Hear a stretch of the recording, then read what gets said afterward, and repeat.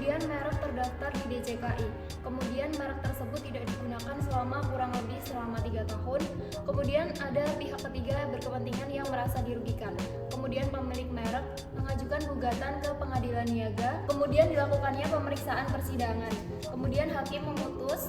Kemudian DJKI menghapus merek dari daftar umum merek. Kemudian saya akan menjelaskan mengenai proses penyelesaian penghapusan pendaftaran merek berdasarkan pasal 72 sampai dengan 75 Undang-Undang Nomor 20 Tahun 2016 tentang merek dan indikasi geografis. Penyelesaian gugatan penghapusan pendaftaran merek dapat dilakukan melalui beberapa tahapan. Pertama yaitu pengajuan penghapusan merek dapat diajukan oleh yang pertama pemilik merek sendiri kepada menteri, kedua menteri atas prakarsa sendiri atau pihak ketiga yang berkepentingan melalui gugatan ke pengadilan niaga. Kemudian penghapusan dapat dilakukan apabila yang pertama merek tidak digunakan selama 3 tahun berturut-turut, yang kedua merek bertentangan dengan peraturan perundang-undangan, moralitas, agama atau ketertiban umum, yang ketiga memiliki persamaan dengan indikasi geografis, yang keempat memiliki kesamaan dengan ekspresi budaya tradisional atau warisan budaya. Kemudian proses gugatan di pengadilan, yang pertama gugatan oleh pihak ketiga diajukan ke pengadilan niaga, yang kedua apabila pemilik merek keberatan terhadap penghapusan oleh menteri, gugatan diajukan ke pengadilan tata usaha negara atau PT-UN. Yang kemudian pemeriksaan dan rekomendasi jika penghapusan dilakukan atas prakarsa menteri, maka harus terlebih dahulu memperoleh rekomendasi dari Komisi Banding Merek. Yang terakhir, untuk putusan pengadilan, hakim memeriksa alasan dan bukti yang diajukan para pihak. Jika gugatan dikabulkan, merek akan dihapus dari daftar umum merek dan diumumkan dalam berita resmi merek.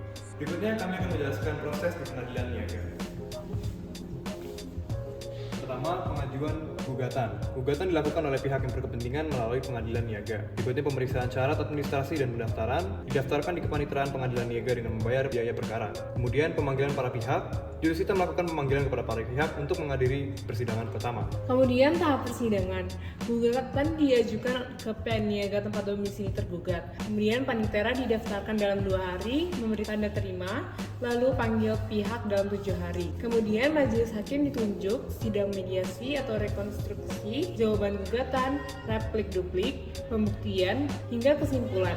Kemudian pelaksanaan putusan. Ada beberapa langkah dan pengecualian. Langkah pertama adalah penggugat atau pemegang gugatan menyerahkan salinan putusan inkrah ke Direktur Jenderal Kekayaan Intelektual atau DJKI, Kemenkumham dalam 30 hari sejak inkrah. Langkah kedua, DJKI wajib menghapus merek dari direktori merek terdaftar dalam 30 hari kerja setelah menerima salinan putusan. Langkah ketiga, jika tergugat tidak patuh, penggugat bisa mengajukan eksekusi paksa via jurusita PN Niaga. Kemudian, biayanya ditanggung oleh pihak yang kalah atau tergugat, termasuk biaya DJKI dan juga eksekusi. Namun, terhadap pengecualian, yaitu jika ada peninjauan kembali yang diterima oleh MA, eksekusi ditanggungkan sampai PK selesai.